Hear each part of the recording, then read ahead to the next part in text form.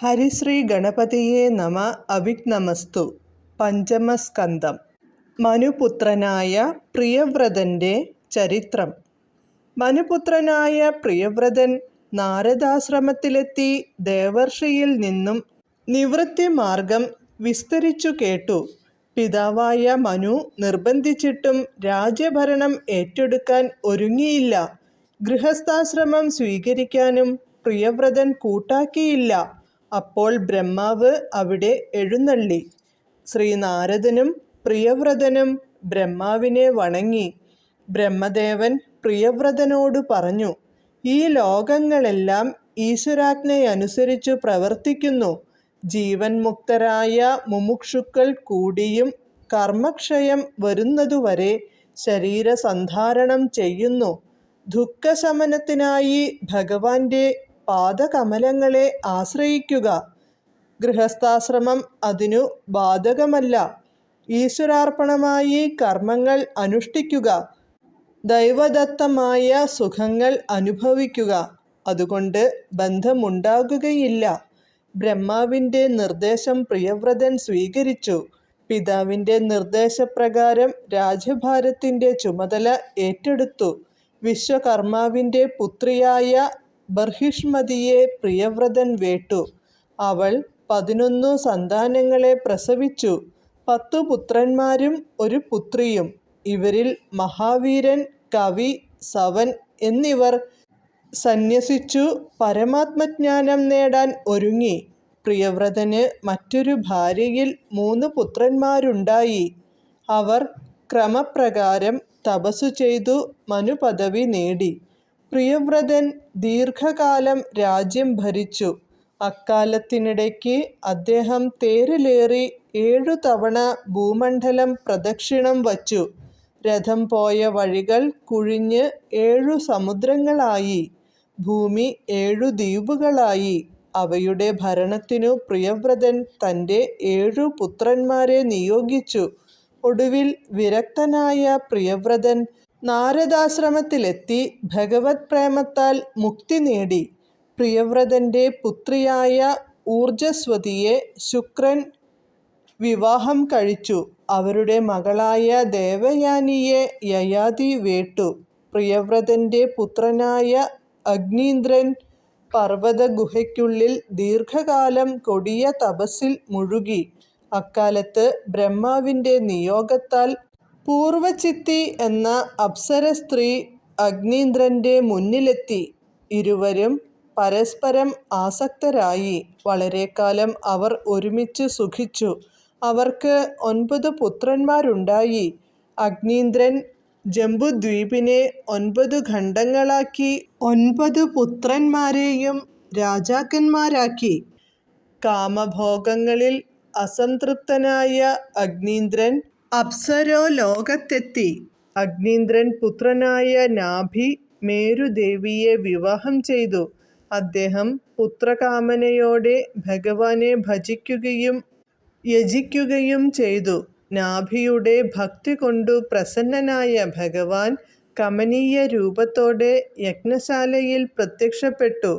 ഋത്വിക്കുകളും യജമാനനും ചേർന്ന് ഭഗവാനെ സ്തുതിച്ചുകൊണ്ടു പറഞ്ഞു, കരുണാമയനായ നാഥ, അങ്ങയുടെ ഗുണങ്ങൾ വർണ്ണിക്കാനും അങ്ങയെ പ്രസാദിപ്പിക്കാനും ഞങ്ങൾക്കു കഴിവില്ല. അങ്ങയുടെ പക്കൽ നിന്ന് ഒരു പുത്രനെ ലഭിക്കാൻ എന്താണുപായം എന്നു ചിന്തിച്ചു വിഷമിക്കുന്ന ഈ രാജാവിനു സംതൃപ്തി കൈവരുത്താൻ കനിയേണമേ.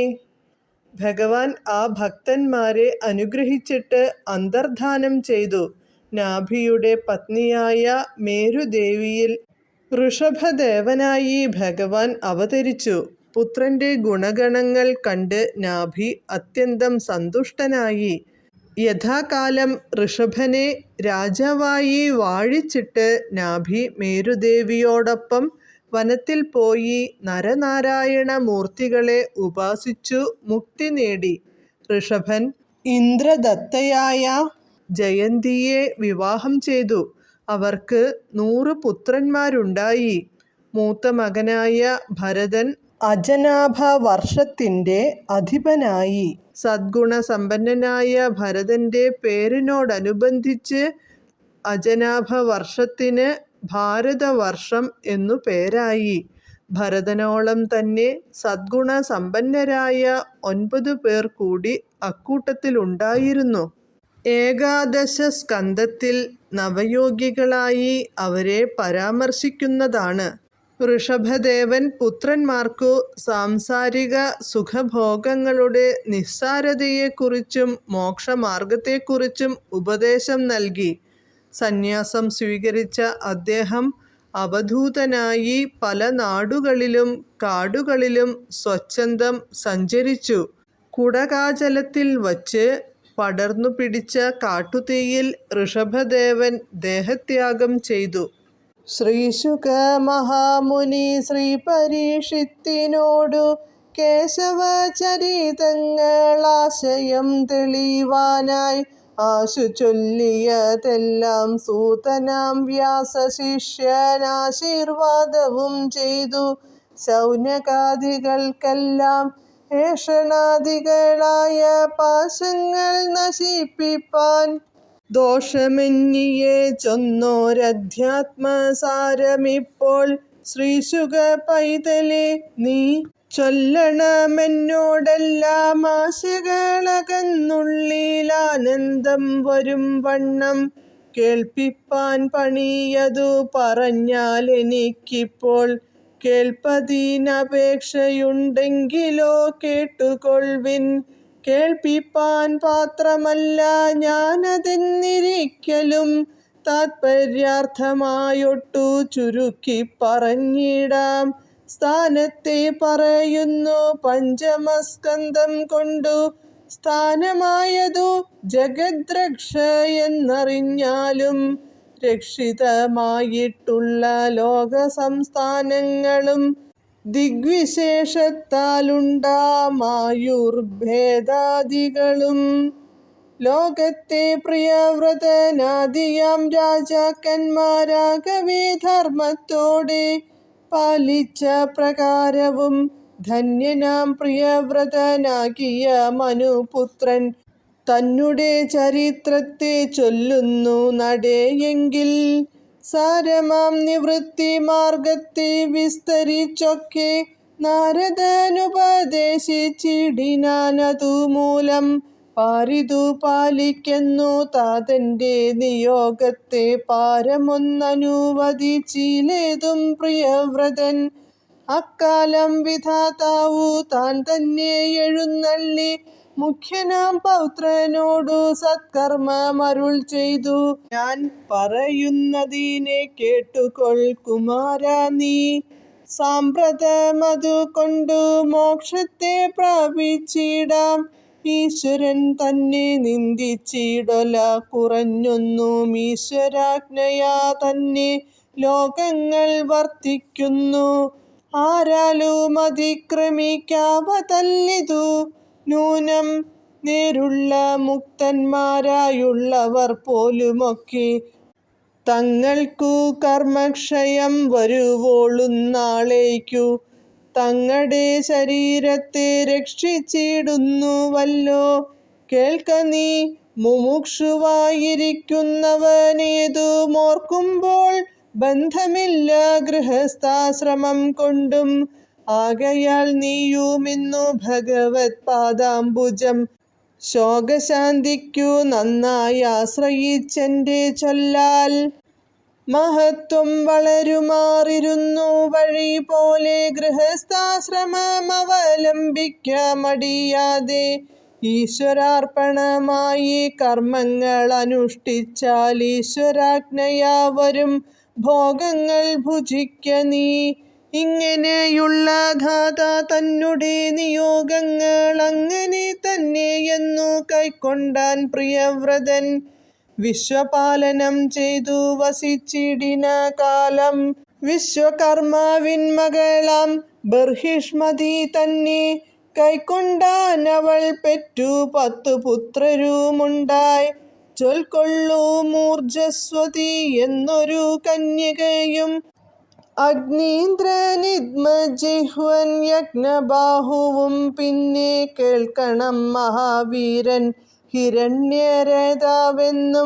കൃതപൃഷ്ടനും സവനെട്ടാമന്മേധാതിഥി വീതിഹോത്രനും കവി എന്നവൻ പത്താമവൻ.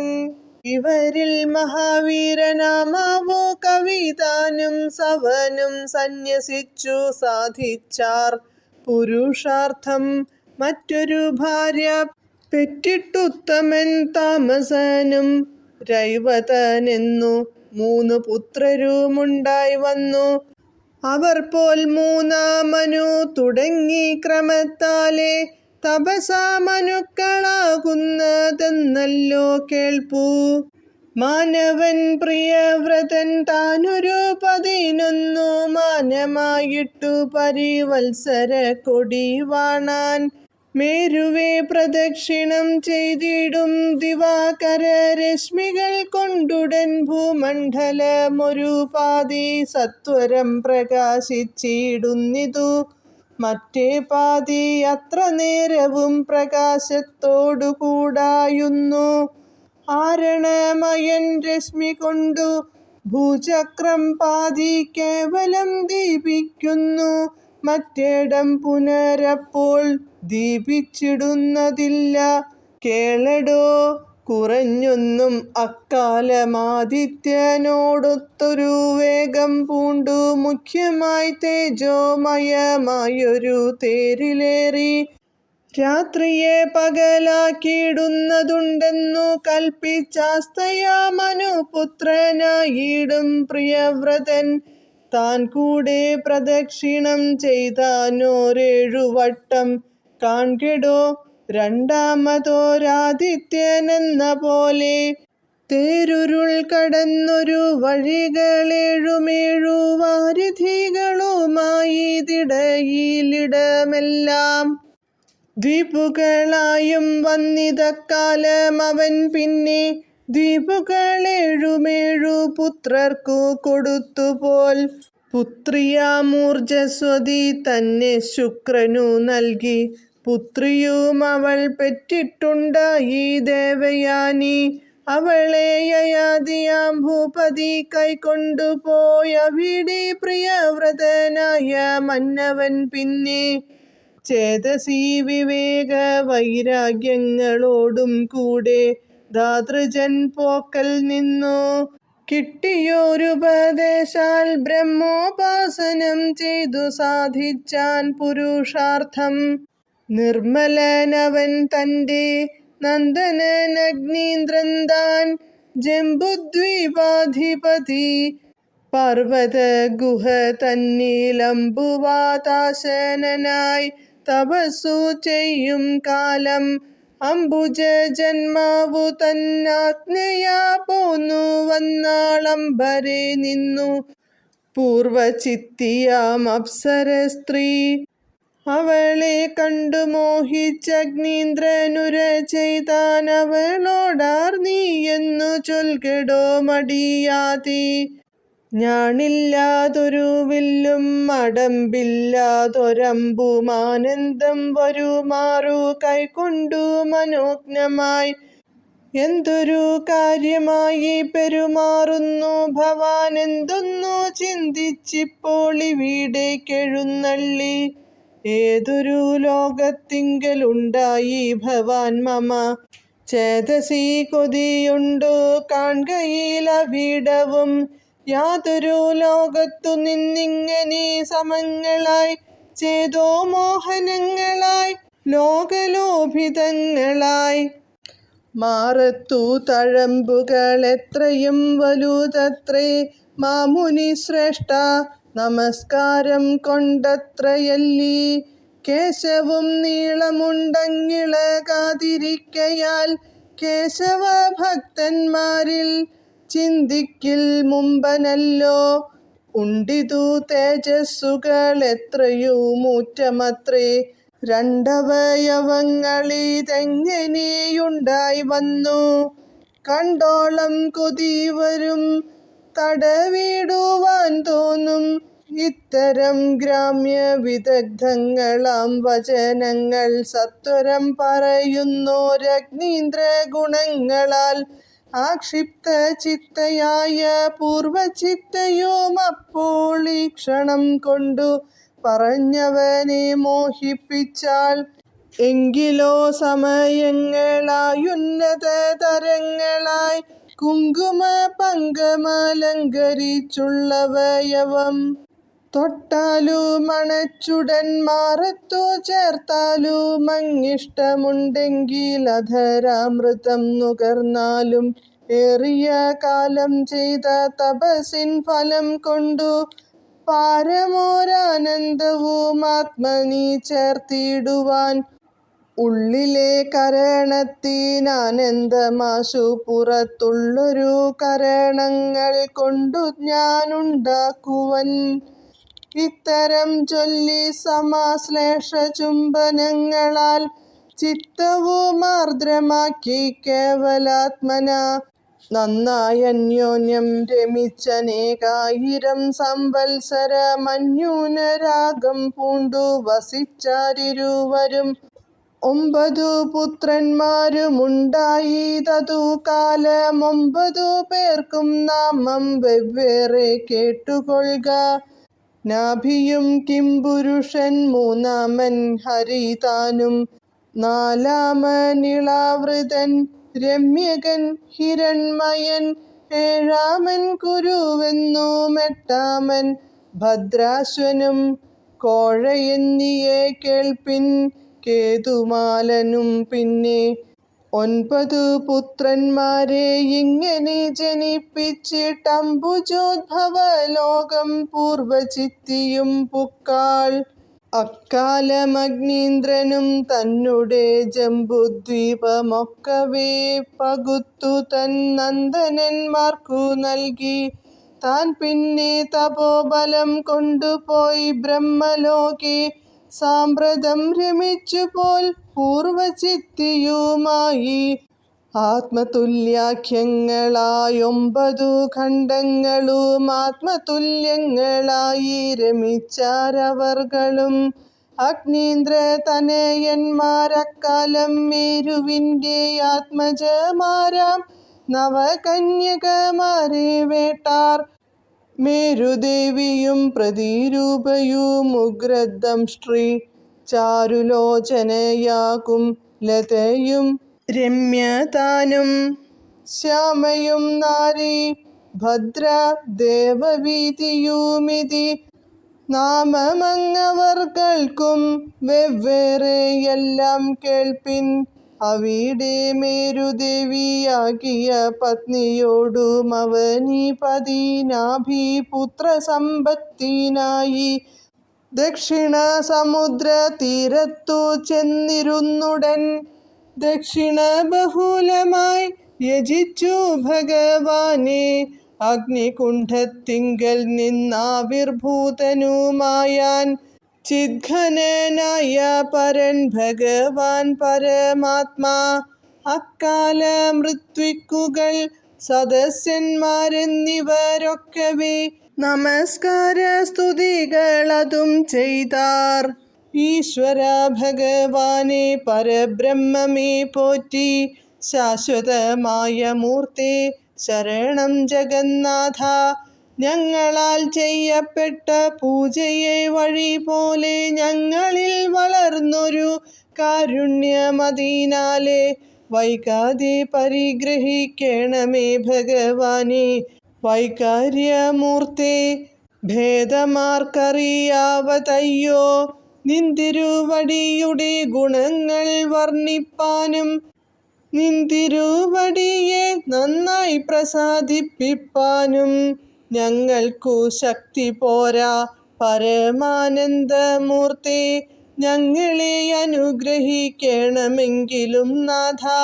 നിന്തിരുവടിയുടെ തിരുനാമങ്ങളെല്ലാം സന്തതം വചനഗോചരമായി വരേണമേ. തൃക്കഴലിണ കൂപ്പി നിൽക്കുന്ന രാജർഷികൾ മുഖ്യനെ കരുണയാ തൃക്കൺ പാർത്തരുളേണം.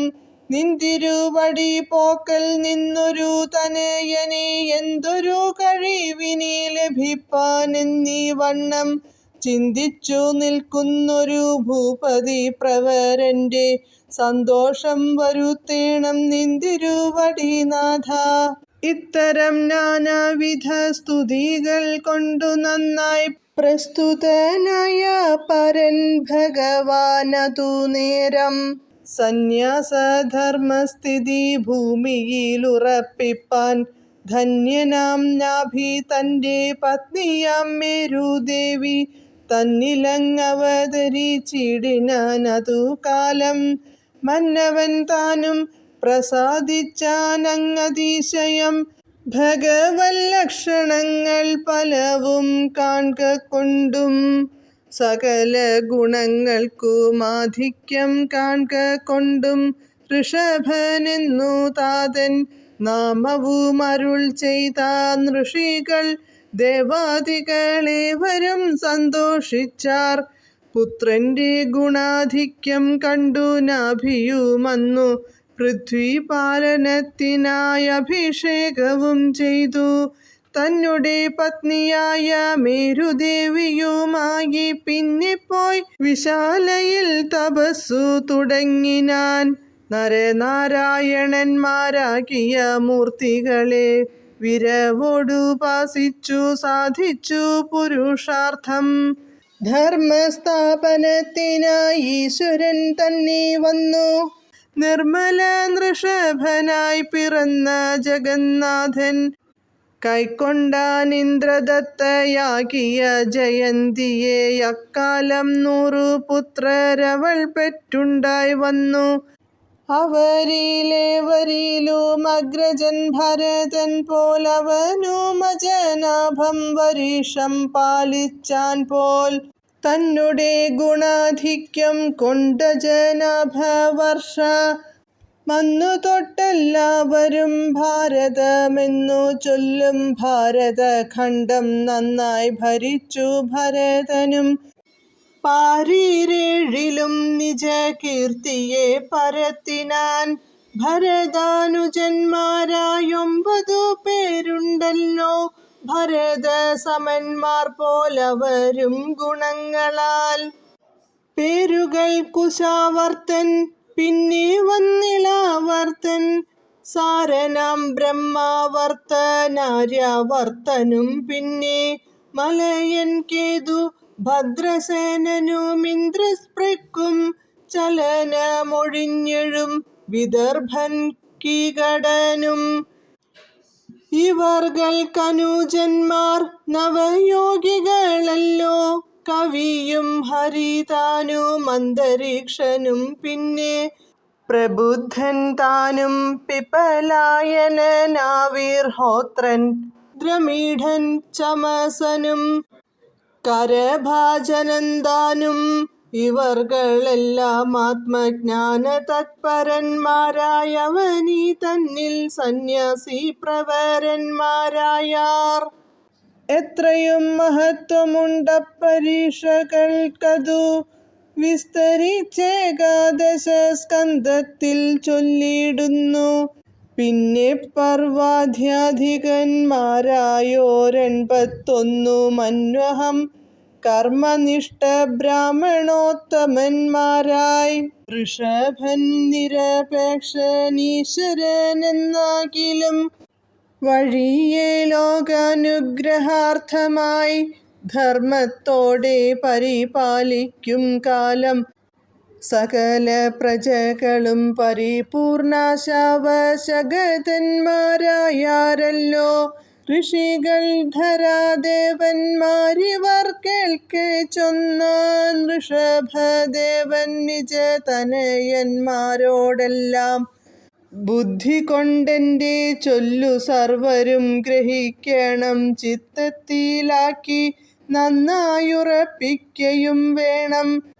മർത്യവിഗ്രഹം നാനാഭോഗത്തിനുള്ളതല്ല, നിത്യമായിരിപ്പൊരു കൈവല്യം വരുത്തുവാൻ. മറ്റുള്ള ജന്തുക്കൾക്കുമുണ്ടല്ലോ ഭോഗങ്ങളോ മറ്റുള്ള ജന്തുക്കൾക്കു മോക്ഷമോ വരായല്ലോ. മാനുഷജനങ്ങൾക്കേ മോക്ഷത്തെ സാധിക്കാവൂ. മാനസശുദ്ധി വരും തപസ്സു കൊണ്ടു തന്നെ. മറ്റുള്ള ജനങ്ങളിൽ വച്ചു മാനുഷന്മാർക്കു ചെറ്റു വൈശിഷ്ട്യമെന്തതല്ലായ്കിൽ നിരൂപിക്ക. സത്സംഗം തന്നെയല്ലോ മോക്ഷത്തിൻ ദ്വാരമോർത്താൽ. ദുസ്സംഗം നരകത്തിൻ ദ്വാരമെന്നറിഞ്ഞാലും സ്ത്രീസംഗം വിശേഷിച്ചും നരകദ്വാരമെന്നാൽ സ്ത്രീസംഗീ സംഗം വർജിച്ചിടണമകലവേ. ഇത്തരം വിചാരിച്ചു തത്വജ്ഞാനാർത്ഥം കൊണ്ടു ചിത്തശുദ്ധിയെ ചേർത്തു മുക്തിയെ ലഭിക്കേണം. പുത്രരോടായിക്കൊണ്ടേവം ജ്ഞാനവുമുപദേശിച്ചുത്തമോത്തമനാകൂ വൃഷഭദേവൻ. പിന്നെ പുത്രരിൽ വരിഷ്ഠനാം ഭരതൻ തന്നെ നന്നായി പൃഥ്വിപാലനത്തിനായി അഭിഷേകവും ചെയ്താൻ. സന്യാസാശ്രമമവലംബിച്ചു നിവൃത്തനായി ധന്യനാം വൃഷഭനും തന്നുടെ തപോബലാൽ. ഉന്മത്ത ജളഭതിരാന്ധമൂകരെ പോലെ തന്മനോബലത്തോടും പെരുമാറിയിടും കാലം പ്രാകൃതജനം നാനാജാതി ഭാഷിക്കുന്തോറുമേകനായി മൗനവ്രതം ധരിച്ചാനനുദിനം. ദുർജന പരിഭവം പോക്കുവാൻ വിശേഷിച്ചു വർജിച്ചാനശനാദി ഫലവുമതുമൂലം. തങ്ങളെ പോന്നു വന്ന യോഗസിദ്ധികളെയും സംഗമാധിക്യം കൈക്കൊണ്ടാദരിച്ചിലയേതും എന്നതു കേട്ടു പരീക്ഷിത്താകും നൃപവരൻ അന്നേരം ശുകനോടു വന്ദിച്ചു ചോദ്യം ചെയ്താൻ. നന്നു നന്നതു പാർത്താൽ എത്രയും ചിത്രം ചിത്രം നന്നായിട്ടരുളി ചെയ്തിടണമതിൻ മൂലം. ആത്മാരാമന്മാരായിട്ടുള്ള യോഗീന്ദ്രന്മാർക്കു ആത്മനാ തന്നെ ലഭിച്ചിടിനോരൈശ്വര്യങ്ങൾ ബന്ധഹേതുക്കളാകയില്ലെന്നു കേൾപ്പുണ്ടെന്നാലെന്തവനനാദരിച്ചിടുവാൻ മഹാമതേ എന്നിവ ചോദിച്ചൊരു മന്നവൻ തന്നോടപ്പോൾ മന്ദഹാസവും ചെയ്തു. ശ്രീശുകനരുൾ ചെയ്തു, ഇഷ്ടമായുള്ള ലോകത്തൊക്കവേ നടന്നിടാമഷ്ടൈശ്വര്യാദികൾ കൊണ്ടെന്നു വന്നിടും നേരം. ഓരോരോ ലോകങ്ങളിൽ ഓരോരോ ഭോഗങ്ങൾ കൊണ്ടോരാതെ ചമഞ്ഞിടും യോഗീന്ദ്രന്മാരെങ്കിലും പിന്നെ വിശ്വസിക്കരുതാർക്കുമേ മനസ്സിനെ തന്നുടെ വശത്തു വന്നിടുകയില്ലയല്ലോ. എന്നാലങ്ങേറിയൊരു കാലം കൊണ്ടുണ്ടായി വന്ന തന്നുടെ തപോബലം ഭോഗത്താൽ നശിച്ചിടും. ഈശ്വരന്മാർക്കു പോലും തന്മനോവിശ്വാസം കൊണ്ടാശ്ചര്യമത്രേ തപസ്സൊക്കവേ നശിക്കുന്നു. വിശ്വസിച്ചിടുന്നാകിൽ കാമത്തെ കൊടുത്തിടും നിശ്ചയം മനസ്സെടോ. കാണിനാഴിക കൊണ്ടേ കാമത്താൽ അവിവേക കോപങ്ങളകം പൂകും ഓമത്രേ.